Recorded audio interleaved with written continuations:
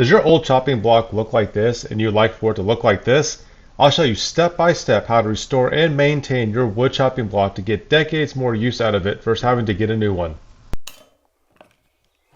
So to get started, the first thing we're going to do is use the utility knife to get some of the old food particles out of the cracks. And again, there's probably not a ton in there, but this is just to get these out so we can fill it in and then sand it. I'm mainly worried about the food particles that got into the larger cracks.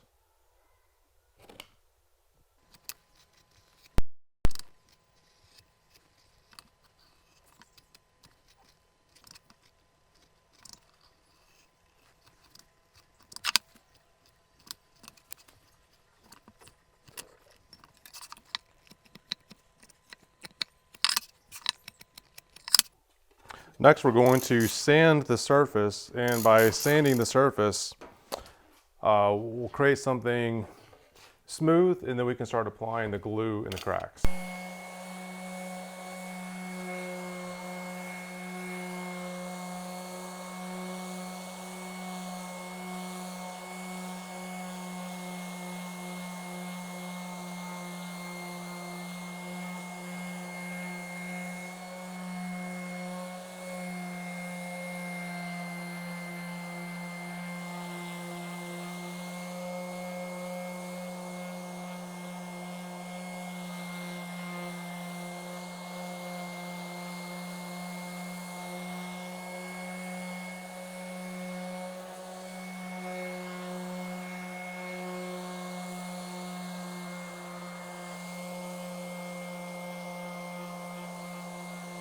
All right, now that we've opened these grooves back up, I'm going to use some of the Tight Bond 3.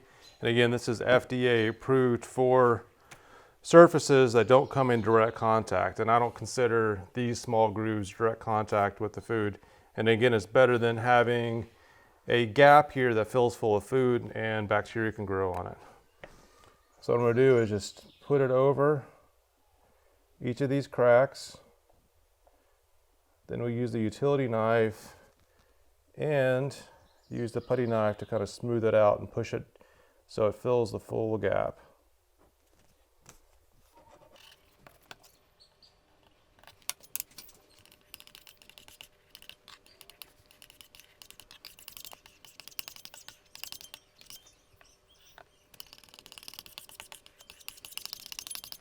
I've patiently waited 24 hours for the glue to harden all the way and finally cure. Next, we're going to sand off the excess glue, disinfect it, and then apply the final sealer.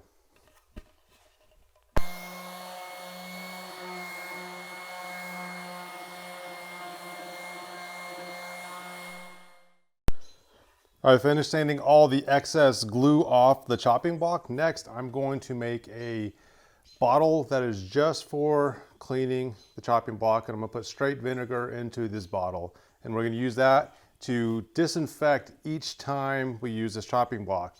Now, I prefer to use vinegar versus a normal disinfectant because most disinfectants aren't actually as effective as vinegar. Vinegar kills more of the bacteria and other pathogens that are on the chopping block that could be there from the food that you prepare. Now we're going to seal all 6 sides of this. Now this is and we talked about different types of wood species earlier. This is a closed grain wood, so you're not going to need a ton of sealer on this as much as you would in an open grain wood. And we definitely don't recommend using open grain woods for chopping blocks because they do soak up all the food particles and whatnot, which is a good source of bacteria. So definitely don't use a polyurethane or any other types of epoxies on this.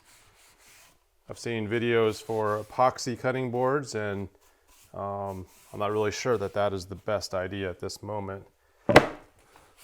Unless that epoxy is non-toxic, which I doubt that it is.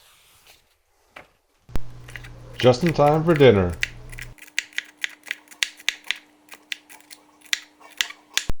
Thanks again for watching our video on how to restore a chopping block. If you enjoyed this video and you want to see more like it, definitely give us a thumbs up. For your benefit, we've created a playlist of all of our DIY videos over here. And if you would like to subscribe, hit the subscribe button and click on the notifications to get upcoming notifications of all of our latest videos. Thanks again and see you next time.